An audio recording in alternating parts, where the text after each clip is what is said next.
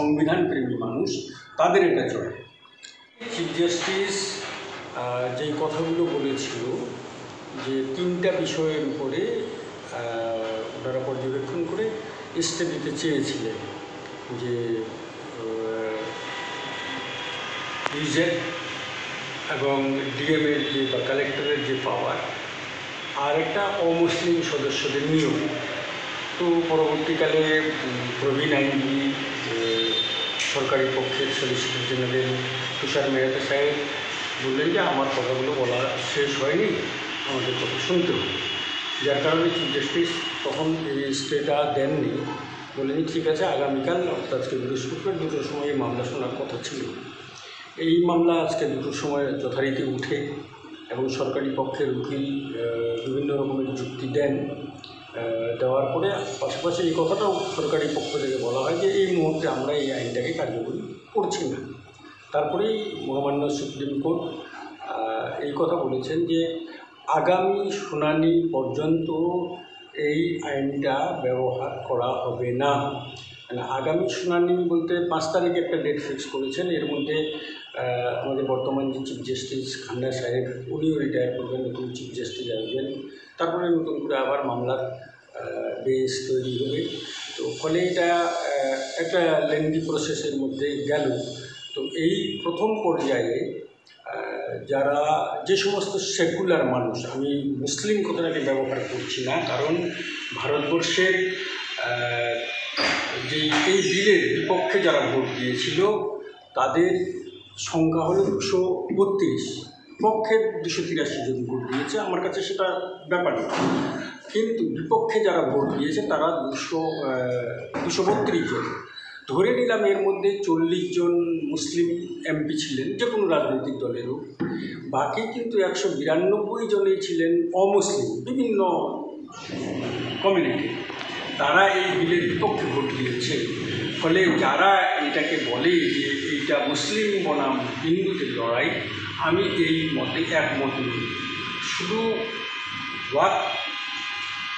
লটা মানে অ্যামেন্ডমেন্ট বিলটাই শেষ কথা নয়, কারণ আমাদের ভারতবর্ষে একের পর এক দলিত এবং বঞ্চিত মানুষের উপরে ক্ষোভ করছে। আদিবাসীদের জমি হরণ করা হচ্ছে, কৃষকদের যে এমএসপির যে দাবি, সেই দাবিকে মেনে নেওয়া হচ্ছে না।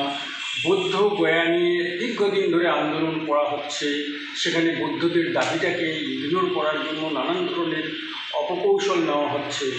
ফলে যে সমস্ত আরও বিভিন্ন ভারতবর্ষের যে সাধারণ মানুষের যে গণ আন্দোলনগুলো সংগঠিত হচ্ছে, এই সমস্ত গণ আন্দোলনগুলোকে একটা ছাতার তলায় নিয়ে এসে বৃহত্তর আন্দোলন করতে হবে।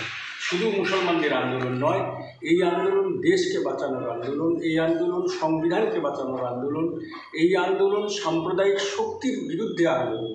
ফলে সবাইকে নিয়ে আগামী দিনে বৃহত্তর আন্দোলনের আমরা পরিকল্পনা করছি। সে আন্দোলন চলবে এবং একটা ইস্যু নয়, একাধিক ইস্যু আমাদের সেখানে একত্রিত করা হবে।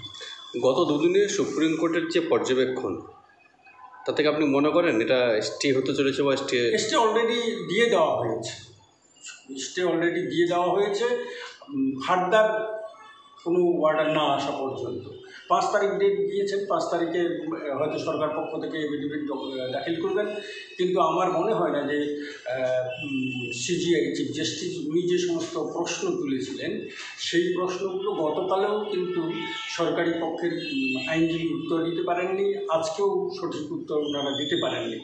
ফলে আগামী দিনেও তার কোনো উত্তর নেই। যেমন চিফ জাস্টিস গতকাল একটা প্রশ্ন তুলেছিলেন যে একটা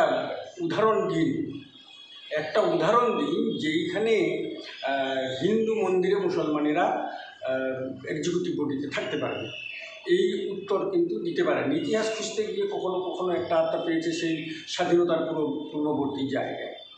তো ফলে এই জায়গায় কোনো উদাহরণ তাদের কাছে ছিল না, দিতে পারেননি, আজকেও তারা দিতে পারেননি। স্বাভাবিক কারণে আইনটাকে এই মুহূর্তে লাগু না করার স্টেটা হয়ে গেছে। এবং এটা বলবো যে ভারতবর্ষের যারা গণতান্ত্রিক মানুষ, যারা সংবিধানকে রক্ষা করার চেষ্টা করেন, যে সমস্ত সেকুলার মানুষ, গণতন্ত্রপ্রেমী মানুষ, সংবিধান প্রেমী মানুষ, তাদের এটা চলে। এই এই পর্যবেক্ষণ কি সুপ্রিম কোর্টের যে পর্যবেক্ষণ সেটাকে আপনি কী চোখে দেখবেন, কী বলবেন? মানে সুপ্রিম কোর্ট এটা একটা বিচার করেছেন, সঠিক বিচার করেছেন যে কারণ সংবিধানে যে মৌলিক অধিকার, কোনো আইন পার্লামেন্ট পাস করতে পারে না যেই আইনটা মানুষের মৌলিক অধিকারের উপরে হস্তক্ষেপ করে। যতগুলো অ্যাডভোকেট ছিল ওয়াকফ অ্যামেন্ডমেন্টের বিরুদ্ধে সবাই কিন্তু সংবিধানের 14, 25, 26, 30, 32, 21 এই ধারাগুলোর উপরেই কিন্তু সবথেকে বেশি গুরুত্ব দিয়েছিলেন যে কীভাবে এই অ্যামেন্ডমেন্টে একটা বিশেষ ধর্মীয় সম্প্রদায়ের মানুষের অর্থাৎ মুসলমানদের উপরে মৌলিক অধিকারে কীভাবে হস্তক্ষেপ করা হয়েছে। ফলে এই আইন সংবিধান বেঞ্চেও পরবর্তীতেও টিকবে না, কিন্তু আজকে প্রাথমিকভাবে যেটা আমরা পেয়ে গেছি এটা অবশ্যই গণতন্ত্র